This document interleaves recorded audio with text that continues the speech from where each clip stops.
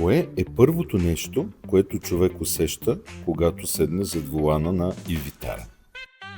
Първото нещо, което човек усеща, е колко модерно и добре измислено е всичко около него. Влизаш в e-Vitara, интериорът те посреща с изчистен дизайн и технологии, които са точно там, където трябва да бъдат. Всичко е подредено интуитивно и създава усещане за комфорт още от първи момент. Но най-важното е, че нямаш усещането, че караш просто поредния електромобил.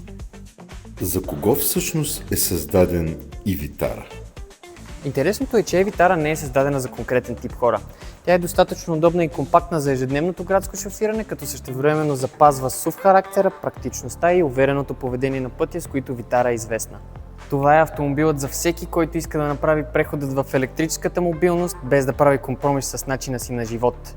Независимо дали става дума за ангажименти или спонтанно приключение извън града, e-Vitara ще бъде надежден партньор във всяка ситуация. С какво e-Vitara остава вярна на духа на Vitara, въпреки че е изцяло електрическа?